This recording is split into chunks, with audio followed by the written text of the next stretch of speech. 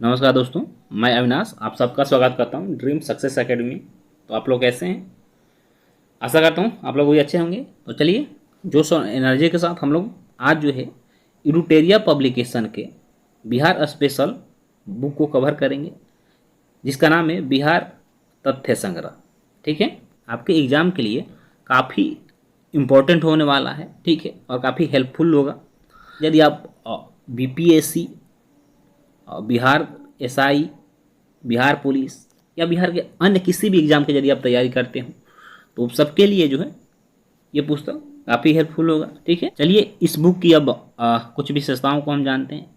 तो देखिए, इस बुक की जो विशेषता है आपका, इसमें जो भी सब्जेक्ट हैं सारे सब्जेक्ट के जो इम्पोर्टेंट टॉपिक है उस जिसे आप देख रहे हैं बिहार का इतिहास, बिहार का भूगोल, बिहार की अर्थव्यवस्था, बिहार में पर्यटन, यानी बिहार संबंधित सारे आपको ए टू जेड जानकारी इस बुक में दिया गया है। ठीक है, तो हम लोग जो है इस बुक को टॉपिक वाइज कवर करेंगे। ठीक, आपके एग्जाम के लिए यह रामबाण का काम करेगा। ठीक है, तो आज का जो हमारा टॉपिक है वो बिहार का सामान्य परिचय है। ये जो टॉपिक है काफ़ी इम्पोर्टेंट टॉपिक है, क्योंकि इससे जो है आपको बिहार के बारे में एक जनरल जो है बिहार का इंट्रोडक्शन आपको पता चल जाएगा, और जो बेसिक चीज़ें हैं बिहार के बारे में उसके बारे में आपको जो है जानकारी हो जाएगा। ठीक है, तो चलिए ज़्यादा समय न लेते हुए हम सेशन को स्टार्ट करेंगे। इससे पहले दोस्तों आपको बता दूं, यदि आप मेरे चैनल पर पहली बार हैं और यदि आपको ये सेशन अच्छा लगे, चैनल को लाइक एंड सब्सक्राइब जरूर करें। शुरू करते हैं आज का पहला चैप्टर, बिहार का सामान्य परिचय। सबसे पहले हम नामकरण की बात करेंगे कि बिहार का नामकरण आखिर कैसे पड़ा। आपको बता दूं कि 12वीं सदी में बौद्ध विहारों की बहुलता के कारण इस क्षेत्र का नाम बिहार पड़ा। कहने का मतलब कि जो 12वीं सदी में और वहाँ पे जो वो क्षेत्र था वहाँ पे बिहारों की मात्रा अधिक थी। बिहार की बात करें तो बिहार जो है यह बौद्ध धर्म के जो अनुयायी थे उनके रहने का स्थान था। ठीक है, या उनका समय के साथ अभ्रंश भाषाओं में जो है बदलाव होते गया और धीरे धीरे लोग इसको बिहार के नाम से जानने लगे। ठीक है, तो इस तरह से बिहार का नाम पड़ा। ठीक है, चलिए अब देखेंगे इसका भौगोलिक स्थिति देखेंगे। देखिए, भौगोलिक स्थिति को हम क्या मैप के माध्यम से देखेंगे। तो बिहार की यदि भौगोलिक स्थिति की बात करें तो देखिए, इसकी जो पूरब से पश्चिम लंबाई है, पूरब से पश्चिम, वो 483 किलोमीटर है। ये देख रहे हैं,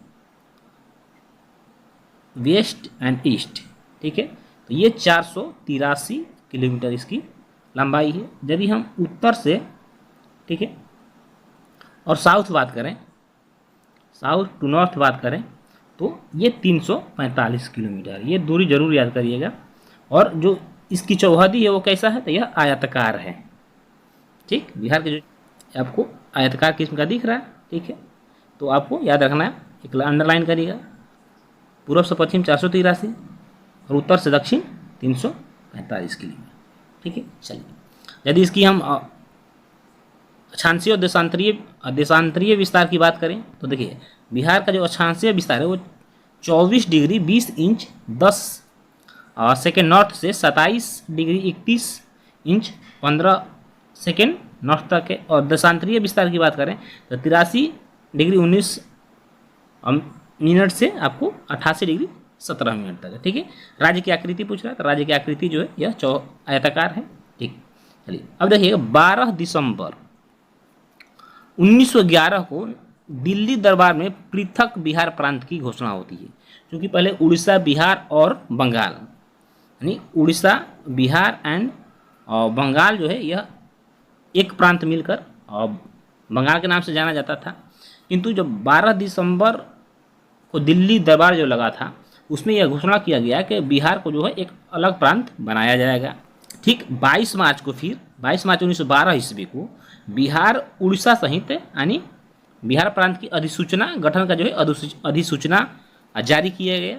इसी के तत्वाधान में जो है बिहार दिवस 22 मार्च को प्रत्येक वर्ष मनाया जाता है। फिर यह 1 अप्रैल 1912 ईस्वी को बिहार जो है उड़ीसा सहित एक अलग प्रांत बन गया।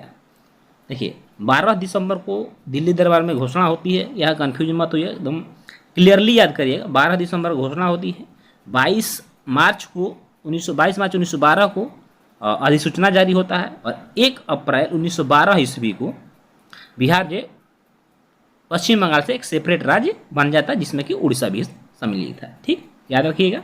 इस तरह से अब देखिए, चूँकि फिर 24 वर्षों बाद 1 अप्रैल 1936 ईस्वी को बिहार जो है एवं उड़ीसा जो है एक अलग अलग प्रांत बन जाते हैं, यानी बिहार से उड़ीसा 1 अप्रैल 1936 ईस्वी को अलग हो जाता है।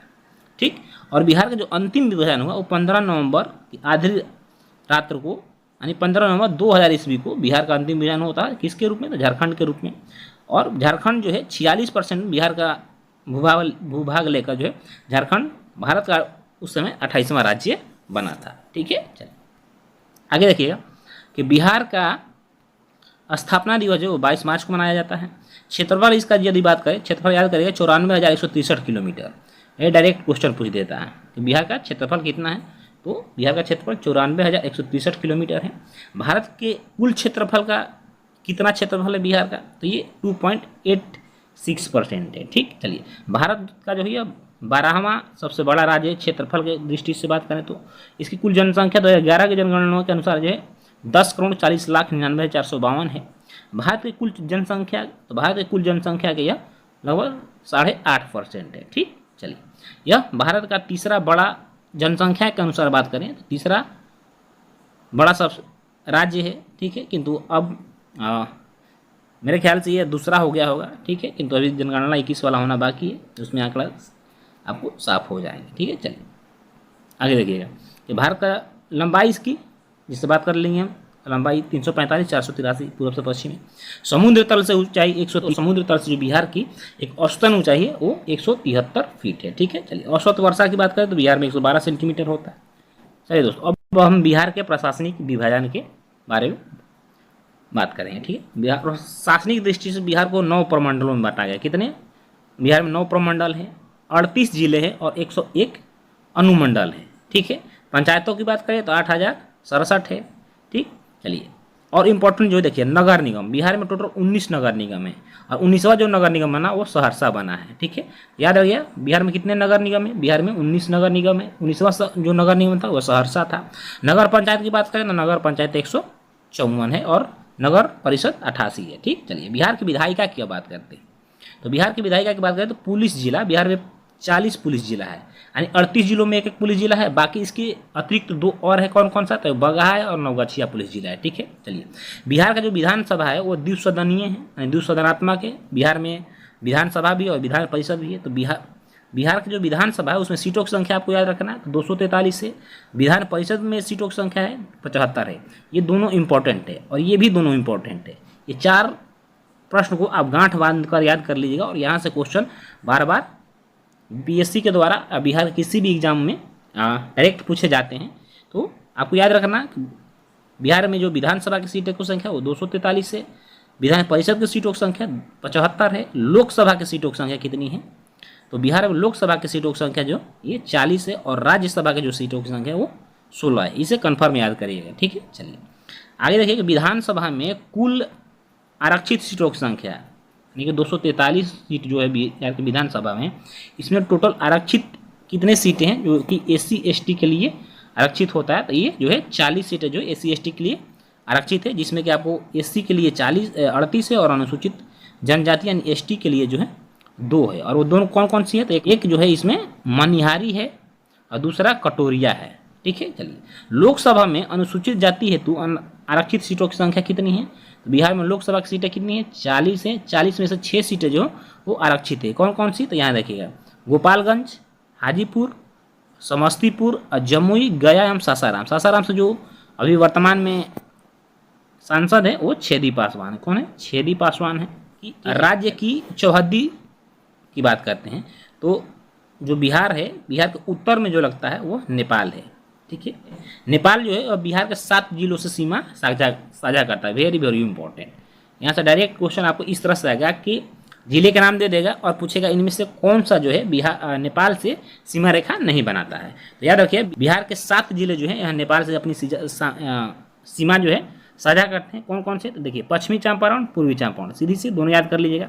सीतामढ़ी, मधुबनी, सुपौल, अररिया और किशनगंज, ये 7 जिले जो हैं नेपाल से अपने सीमा साझा कर रहे हैं। बिहार के दक्षिण की बात करें तो बिहार के दक्षिण में जो है यह झारखंड राज्य है और झारखंड जो है बिहार के 8 जिलों से सीमा साझा करता है। कौन कौन से? तो रोहतास, औरंगाबाद, गया, नवादा, जमुई, बांका, भागलपुर और कटिहार। ठीक है, चलिए पूर्व में, यदि पूर्व में बात करें तो बिहार के पूर्व में पश्चिम बंगाल है, और पश्चिम बंगाल के जो है 3 जिले सीमा साझा करते हैं। बिहार के 3 जिले पश्चिम बंगाल से अपनी सीमा साझा करते हैं, जिसमें याद रखिए किशनगंज, पूर्णिया और कटिहार। ठीक है, पश्चिम में उत्तर प्रदेश से, उत्तर प्रदेश भी बिहार के 8 जिलों से अपनी सीमा साझा करता है, जिसमें कैमूर, रोहतास, कैमूर, बक्सर, ये तीनों याद कर लीजिएगा, और भोजपुर। ठीक, इसके बाद आइए सारण, सिवान, गोपालगंज और पश्चिमी चंपारण। ठीक है, चलिए जल्दी से हम राजकीय प्रतीक जो भी है बिहार को देख लेते हैं। तो बिहार का जो राजकीय चिन्ह है, याद रखिए बिहार का राजकीय चिन्ह है यह बोधि वृक्ष है। प्रथम राजकीय भाषा क्या है बिहार का, तो हिंदी है। द्वितीय राजकीय भाषा उर्दू है। राजकीय वृक्ष यह पीपल है। ठीक है, जहाँ पे कि गौतम बुद्ध को ज्ञान की प्राप्ति हुई थी। राजकीय पुष्प की बात करें तो यह गेंदा है। गेंदा का फूल जो है बिहार का राजकीय पुष्प है। राजकीय पशु कौन सा है, तो यह बैल है। यह कब अपनाया गया, 2013 से पूर्व जो है रीछ था। 2013 से पूर्व जो बिहार का राजकीय पशु था वह रीछ था, लेकिन 2013 के बाद अब बैल हो गया। ठीक है, चलिए राजकीय पक्षी की बात करें तो यह गौरैया है। यह भी 2013 में अपनाया गया। 2013 में गौरैया को जो है राजकीय पक्षी अपनाया गया। इससे पूर्व जो था फाख्ता था।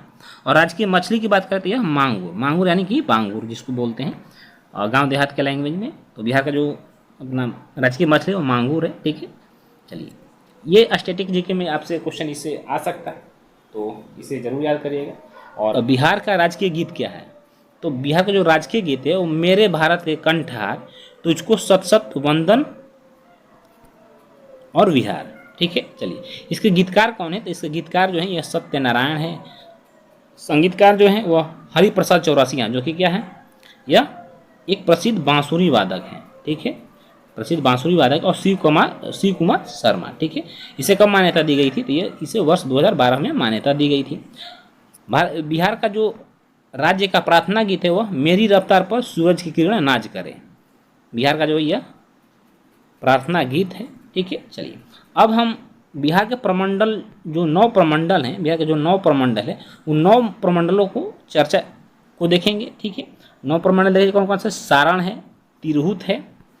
9 प्रमंडल में सारण है, तिरहुत है, दरभंगा है, कोसी, पूर्णिया, पटना, मगध, मुंगेर और आपको भागलपुर। ठीक है, तो ये क्वेश्चन यहाँ से क्वेश्चन बीपीएससी बहुत बार पूछा है। क्या क्वेश्चन को बस थोड़ा सा घुमा देता है। ठीक है, इसमें से जिले के नाम दे देगा और इसमें से पूछेगा जो कौन से मुंगेर प्रमंडल के अंतर्गत जिला नहीं आता है। ठीक है, तो चलिए इसको हम क्या करेंगे, मैप के माध्यम से देखेंगे, क्योंकि यदि ऐसे हम देखेंगे तो एक टाइम जब पढ़ेंगे उस टाइम तो याद हो जाएगा, किंतु फिर विजुअल यह बहुत समय तक नहीं रह पाता और लोग धीरे धीरे भूल जाते हैं। ठीक है, तो इसको चलिए मैप के माध्यम से समझेंगे ताकि चीज़ें आपको आसानी से समझ में आए। तो दोस्तों यदि आपको सेशन अच्छा लग रहा हो तो लाइक ज़रूर करें, साथ ही साथ चैनल को आप सब्सक्राइब भी करें। चलिए तब देखिए अब इसको हम मैप के माध्यम से समझेंगे बिहार के 9 प्रमंडल को। ठीक है, चलिए सबसे पहले हम सारण प्रमंडल को देखते हैं। देखिए सारण प्रमंडल में 3 जिले आते हैं। कौन कौन से, तो गोपालगंज, सिवान, ये देखिए कौन कौन से, गोपालगंज, सिवान और सारण। सारण प्रमंडल में 3 जिले आते हैं। चलिए दोस्तों अब हम देखेंगे कौन सा, दरभंगा प्रमंडल को। ठीक है, देखिए दरभंगा प्रमंडल इसमें भी 3 जिले आते हैं। कौन कौन से, मधुबनी और दरभंगा और सुपौल। ये 3 प्रमंडल जो है, ये 3 जिले जो हैं यह दरभंगा प्रमंडल में आते हैं। ठीक है, यहाँ से याद करिएगा। चलिए कोसी प्रमंडल में 3 आते हैं। कौन कौन, सुपौल, मधेपुरा और ये सहरसा। ये कोसी प्रमंडल में, कोसी प्रमंडल में कितने जिले, 3 जिले आते हैं। ठीक है, चलिए अब इसको हटा देते हैं। आगे देखिएगा कितने, कोसी में 3, दरभंगा में 3, तिरहुत में 6 और सारण में 3। अभी तक हम लोगों ने 15 जिलों को कवर कर लिया। चलिए अब देखिए पूर्णिया में 4 जिले आते हैं। कौन कौन से, अररिया, किशनगंज, पूर्णिया और कटिहार। ये 4 जिले जो हैं ये पूर्णिया प्रमंडल में आते हैं। ठीक है, चलिए अब इधर से आइए, इधर देखिए भागलपुर में 2 जिले आते हैं। कौन कौन से, बांका और भागलपुर। भागलपुर प्रमंडल में 2 जिले। ठीक है, चलिए आगे देखिएगा। अब हम देखेंगे कौन सा प्रमंडल, अब देखेंगे पटना प्रमंडल। पटना प्रमंडल में कैमूर और रोहतास, बक्सर, भोजपुर, पटना, नालंदा। ठीक है, कितने, 1 2 3 4 5, तो इसमें भी जो है 6 जिले आ गए। ठीक है, चलिए आगे देखिएगा मगध प्रमंडल। मगध प्रमंडल में कितने, इसमें भी जो है आपको अरवल आ जाएगा, औरंगाबाद आ जाएगा, अरवल, औरंगाबाद, गया, नवादा और जहानाबाद। इसमें कितने हो गए आपको? 3 2 5, 5 जिले मगध प्रमंडल में आ गए। मुंगेर में देखिएगा जमुई, मुंगेर, खगड़िया, बेगूसराय, लखीसराय और शेखपुरा, ये जो है यह मुंगेर प्रमंडल में आते हैं। ठीक है चलिए दोस्तों, तो इस तरह से हम लोगों ने बिहार के सभी 9 प्रमंडल को देख लिया। ठीक है, आप इसको अंडरलाइन कर सकते हैं, स्क्रीनशॉट यदि लेना चाहें तो ले लीजिए। तो इस तरह से दोस्तों आप मैप के माध्यम से स्मृति को अपना तेज कर सकते हैं। ठीक है, क्योंकि मैप के माध्यम से चीज़ें आसानी से याद होती हैं। तो दोस्तों आज का जो है अब हमारा सेशन जो है यहीं समाप्त है। बाकी आगे इसके जो टॉपिक है वह है बिहार का इतिहास। ठीक है, इसको हम अगले दिन कवर करेंगे। तो आप कमेंट करके ज़रूर बताइएगा आपको आज का जो सेशन है वो कैसा लगा। यदि अच्छा लगा हो तो चैनल को प्लीज़ सब्सक्राइब कर लीजिएगा। साथ ही साथ कमेंट करके बताइएगा कि आपको इन टॉपिक में से अब कौन सा टॉपिक अभी पढ़ना है। ठीक है, मैं उस टॉपिक पे वीडियो बना दूंगा। ठीक है, बाकी आप टॉपिक यहाँ देख रहे हैं कौन कौन से टॉपिक है। फिर मिलते हैं दोस्तों, तब तक ले जय हिंद, वंदे मातरम।